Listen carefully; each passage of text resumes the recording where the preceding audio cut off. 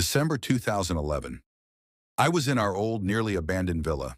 My family had gone on a trip to California, and I was left alone at home for my studies. I had just turned 15, and my imagination was wild. One cold winter morning, around 10:20 a.m., the air was icy and damp, and heavy snow was falling. I went outside with my friends. We played in the snow and built a big snowman. The snow weighed down on my shoulders, and every step made a soft crunch. Cold wind blew through the trees and my cheeks turned red. Meanwhile, one of my friends told a strange story. The snowman once came to life and then disappeared. At night, it returned from the moon to scare children. It would break windows and vanish in an instant. Many children went crazy. When spring came and the sun warmed the earth, it disappeared, but left a message. You will never get rid of me. I return every year. Even though it was brief, I was terrified. This was the first time I had been alone at home, and I was only 15. My friend suggested we make some tea. I thought, tea in this freezing cold. But we grabbed some wood from the shed, poured a little kerosene on it, and lit it with a match. We placed a kettle over the fire and made tea to warm ourselves. The tea tasted amazing, and it warmed the chill from my body. We continued playing, but suddenly a strange feeling washed over me. A weird dread, a cold shiver running up my spine. I didn't feel the winter cold anymore. It was like I was watching myself through a camera. My body didn't feel like mine, and it felt like I was disappearing. Slowly, the joy turned into fear.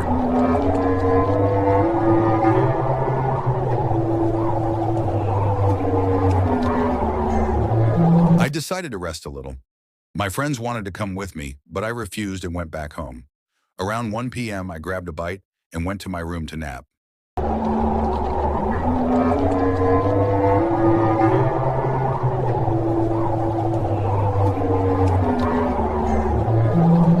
After about 13 hours of sleep, my mind still caught in the story. A soft voice whispered in my ear, "Get up!" I jumped up. Everything was dark. I reached for my bedside table, opened the drawer and grabbed a flashlight. I tried the light switch. Strange. The power was out. Fear and trembling consumed me. The wind howled outside and the door creaked loudly. The power was out. Utter misery.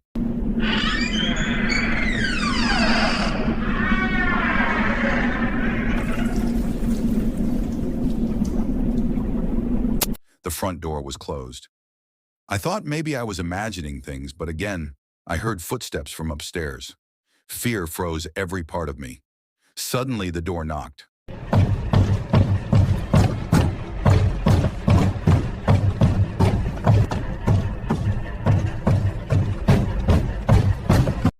I froze. Should I scream or stay silent? After a few seconds, I forced my voice. "Hey, who's there?" It was my friend Carl. His voice was trembling. I said, "Why are you here at this hour? You scared me too." He said, "The story they told, it messed with my mind. I better stay with you." I thought, has he gone like me? But he added, "Not that bad, but something similar." We decided to stay together in my room to calm down, but sleep wouldn't come. We joked about taking turns sleeping, but our minds were too frazzled. Suddenly, a loud noise came from downstairs, like a window breaking.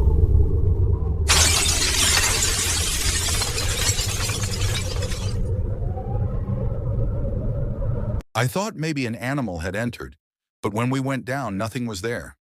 Carl's eyes caught the window and he whispered, trembling, "What just passed in front of the window?" I didn't see anything. Even if I had, fear would have made it appear real. I said, "Maybe it's your imagination." Fear tricks your mind. Suddenly, screams echoed through the house, like wolves howling.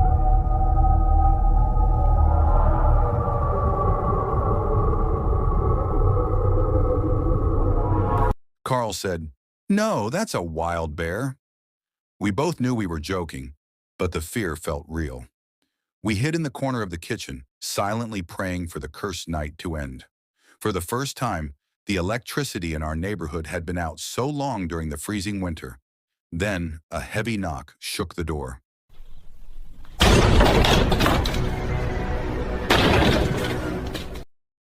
Oh my God.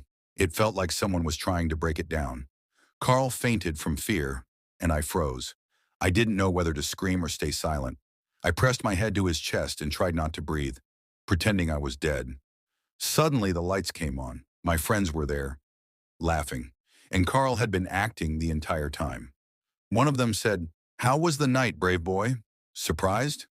Carl added, "This morning we added a tiny something to your tea to make the fear stronger. Just a prank." I was shocked, a little angry, but deeply relieved. All that terror and anxiety, just a big friendly joke. By morning, listening to their laughter and recalling the night, I realized real fear is often just made by the mind, and having friends and support during scary moments is the greatest comfort. If you enjoyed my story, don't forget to like, comment, subscribe, and hit the bell. Love you all.